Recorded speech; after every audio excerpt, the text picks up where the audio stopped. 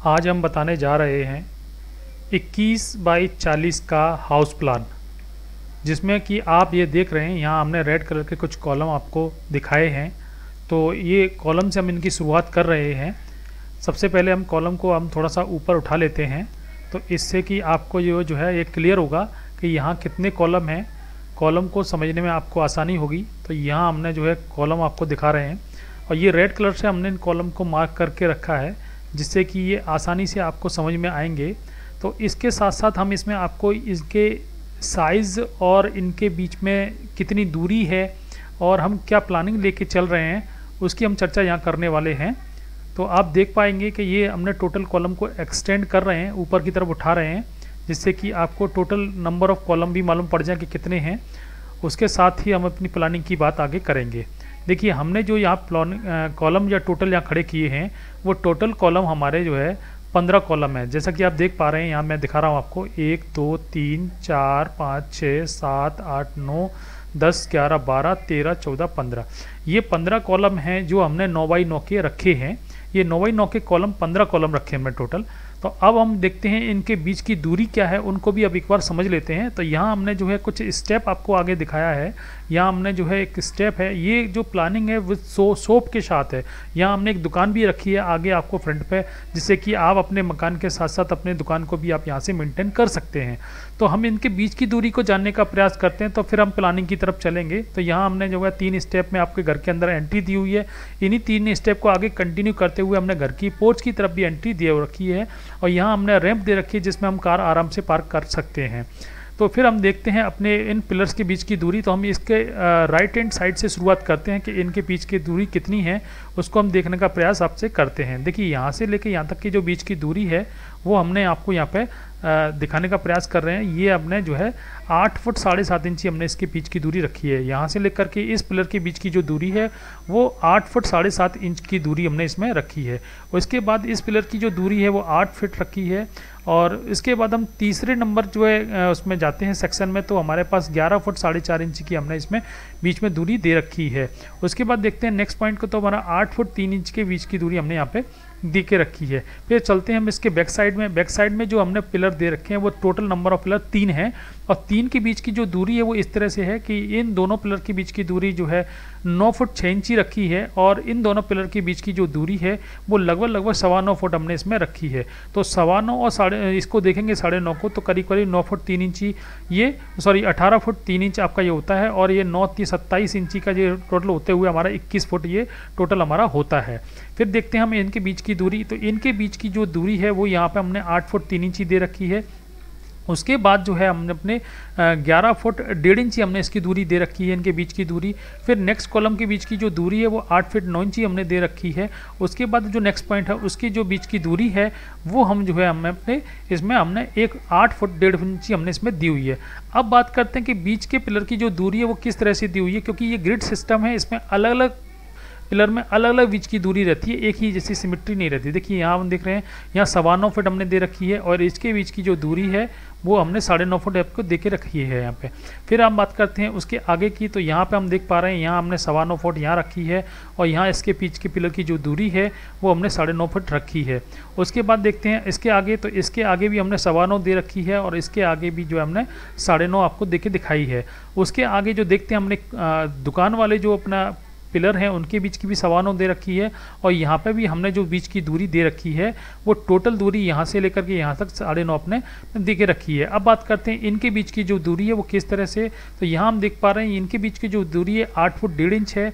उसके बाद बात करते हैं इनके बीच की जो दूरी है वो अपनी 8 फुट 9 इंची हमने यहाँ पे दे के रखी है। उसके बाद बात करते हैं अपने नेक्स्ट पॉइंट के बीच की जो दूरी है वो हमारी जो है 11 फुट 1.5 इंच हमने दे के रखी है और यहाँ हमने 8.25 फुट दे के रखी है। यहाँ आप देख पा रहे हैं ओवरऑल कॉलम के बीच की जो दूरी है वो आप इस तरह से आप देख पाएंगे। तो यहाँ से आपको टोटल ये कॉलम बीच की दूरी आपको प्रॉपर तरीके से आपको समझ में आएगा कि यहाँ 9.25 9.25 9.25 9.25 और 9.25 और यहाँ 9.5 9.5 9.5 9.5 9.5 इनके बीच की दूरी। फिर हमने यहाँ पे जो है 8 फुट 1.5 इंच 8 फुट 1.5 इंच और 8 फुट 7.5 इंची और 8 फुट 9 इंच 8 फुट 9 इंच और यहाँ पे हमने 8 फुट दे के रखी है। और यहाँ आप देख पा रहे हैं 11 फुट 1.5 इंच और 11 फुट 1.5 इंच और यहाँ 11 फुट 4.5 इंची है। और यहाँ 8.25 और 8.25 और यहाँ पे हमने जो है 8.25 दे रखी है। इस तरह से ये टोटल जो है नंबर ऑफ कॉलम के बीच की जो दूरी है वो हमने आपको यहाँ शो कर दी है। ये प्लॉट जो आप देख पा रहे हैं वो 21 बाई 40 का ये प्लॉट है, जिसमें कि आप टोटल कॉलम की पोजीशन आप यहाँ पे देख पा रहे हैं। अब हम चलते हैं अपने नेक्स्ट पॉइंट, जो कि हमारी वॉल की पोजीशन है। वो वॉल की पोजीशन किस तरह से होगी उसको भी देखने का प्रयास करते हैं। देखिए, जैसा कि हमने पिछले वीडियो में मतलब पिछले पॉइंट पे आपको दिखाया था कि हमने उनके बीच की दूरी आपको यहाँ पे दिखाई थी। अब हम यहाँ पे हमने पिलर तो हमने खड़े कर लिए, अब हम थोड़ा सा वॉल को भी एक्सटेंड करेंगे और वॉल को एक्सटेंड करने के साथ साथ हम ये भी देखेंगे हमारी वॉल जो है कितनी हाइट तक जाती है, हमारी प्लानिंग किस तरह से हमें दिखती है। जैसा कि हमने आपको फ्रंट पे दिखाया था, ये हमारी जो है 21 फुट इसकी हमने विड्थ रखी है और डेप्थ हमने इसकी 40 फुट हमने रखी हुई है। और यहाँ हमने 3 स्टेप के साथ अपने जो है दुकान वाले एरिया में जाते हैं और अपने घर की तरफ एंट्री करते हैं। यहाँ हमने एक रैंप दे रखा है जो कि हमें घर की तरफ एंट्री दे रहा है। इसके साथ साथ हम यहाँ पे आपको एक चीज़ और दिखाने का प्रयास कर रहे हैं। तो यहाँ हमने जो है आपको एक सेप्टिक टैंक भी बना के दिखाया है कि सेप्टिक टैंक में जो हमें जो लेट्रिन का गड्ढा होता है वो हमारा कैसा है और कहाँ बनता है। ये बहुत सारे लोगों के मेरे पास जो है कमेंट्स आ रहे थे कि आप जो है सेप्टिक टैंक को यहाँ पे नहीं बताते हैं।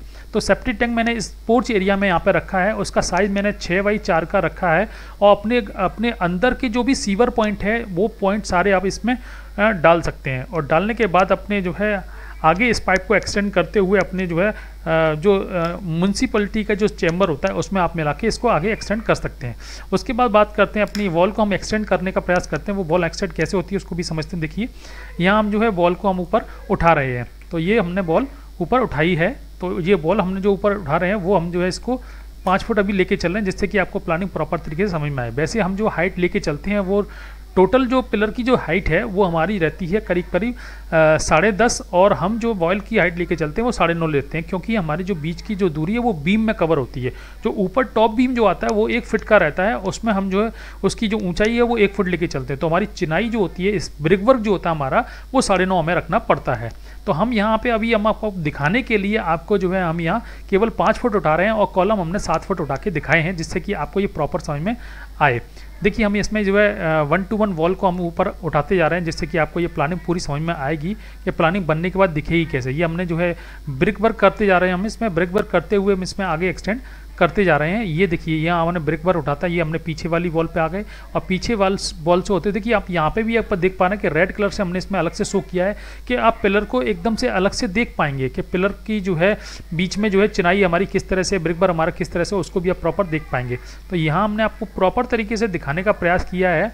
ओवरऑल प्लानिंग किस तरह से वो भी मैं आपको दिखाऊंगा। तो पहले हम इसकी जो है ब्रिक वर्क उठाते हुए अपनी पूरी प्लानिंग को एक बार देखने का प्रयास करते हैं कि प्लानिंग हमारी किस तरह से। देखिए, हम अब अंदर पोर्च में एंट्री करते हुए अपनी पोर्च की दीवारों को यहाँ ऊपर उठाने का प्रयास कर रहे हैं। देखिए, यहाँ पे हमने जो है आपकी वॉल उठाई है और ये वॉल उठाते हुए हम अपने जो है अंदर की तरफ एंट्री करते जा रहे हैं। देखिए, यहाँ हमने वॉल उठाई, ये हमने वॉल उठाई और फिर ये वॉल उठाते हुए हम जो है अपने यहाँ हमने कमरे का डिज़ाइन कर लिया। यहाँ हमारी शॉप डिज़ाइन हो गई, ये हमारा पोर्च एरिया होगा और ये पोर्च एरिया कवर करते हुए फिर हम अंदर एंट्री करते हैं। फिर हम आते हैं अपने डाइनिंग एरिया में। ये डाइनिंग एरिया है, ये हमारा किचन है। उसका साइज़ किस तरह से उसको भी मैं बताने वाला हूँ। पहले हम जो है इसको वॉल को एक्सटेंड करते हुए हम आगे बढ़ते हैं। तो ये हमने टोटल ओवरऑल वॉल को हमने एक्सटेंड आपको किया है। तो करते हुए फिर हम अपनी प्लानिंग की तरफ बढ़ते हैं। ये हमारे 2 बेडरूम हमने पीछे दिए हुए हैं और यहाँ हमने जो है टॉयलेट भी दिए रखी है और ये किस तरह से प्लानिंग है उसको भी आपको दिखाने का प्रयास मैं इसमें कर रहा हूँ। देखिए, हमने टोटल प्लानिंग में आपको जो दिखाया कि हम किस तरह से वॉल को एक्सटेंड करते हुए हम पूरी प्लानिंग को एक बार देख पाते हैं। अब चलते हैं अपनी फाइनल प्लानिंग की तरफ, हमारे जिसमें साइज़ भी है, हमने फर्नीचर भी सेट करके रखा है, डोर विंडो भी लगा के रखी है। उस प्लानिंग को एक बार देखने का प्रयास करते हैं। देखिए वो किस तरह से है। देखिए, ये हमारी ओवरऑल प्लानिंग है जो हम देख पा रहे हैं। यहाँ हमने 3 स्टेप दिए हुए हैं जिसमें हमने जो है ग्रेनाइट लगा के आपको दिखाया है। यहाँ हमने शॉप दिखाई है आपको, जो शॉप में एंट्री हम देख पा रहे हैं। अगर हम शॉप के साइज़ की बात करते हैं तो ये 10 फुट चौड़ाई में है और 9 फुट हमने इसकी गहराई दे रखी है। अब यहाँ बात करते हैं अपने, इसमें आप चाहें शॉप में तो मन चाहे अपनी शॉप इसमें डाल सकते हैं। आप जिस तरह से भी आप इसको यूज़ करना चाहें उस तरह से यूज़ करते हैं। ये हमने शॉप आपको दे रखी है। ये ओवरऑल जो प्लानिंग है वो 3 BHK की प्लानिंग है। 3 BHK के साथ हम कार पार्किंग भी दे रहे हैं, एक आपको शॉप भी दे रहे हैं, जिससे कि आप अपने घर को प्रॉपर तरीके से मेंटेन कर पाएँ, आपको किसी भी खर्चे की ज़रूरत आपको आप बाहर से ना पड़े। तो यहाँ हमने एक आपको रैंप दे रखा है। रैंप में हमने जो है ये रैंप से देते हुए हमने पोर्च की तरफ एंट्री कर रहे हैं और यहाँ हमने जो है वाइट कलर की हैचबैक मॉडल की गाड़ी हमने रख के दिखाई है और यहाँ हम जो है देख पा रहे हैं यहाँ डॉटेड टाइल्स का हमने यूज़ किया हुआ है। और हम पोर्च में एंट्री करते हुए हम देख रहे हैं कि यहाँ हम जो है टोटल जो है हमारा पोर्च यहाँ दिखाई दे रहा है। यहाँ हमने जो कि स्टेयरकेस दे रखी है जो कि हमें फर्स्ट फ्लोर की तरफ ले जा रही है।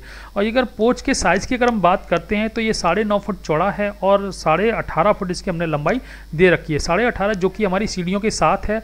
अगर हम सीढ़ियों का 3.5 फुट अगर अलग से निकाल देते हैं तो हमारे पास 15 फुट का पोर्च मिलता है, जिसमें हम मनचाही गाड़ी अपन इसमें आराम से पार्क करके रख सकते हैं।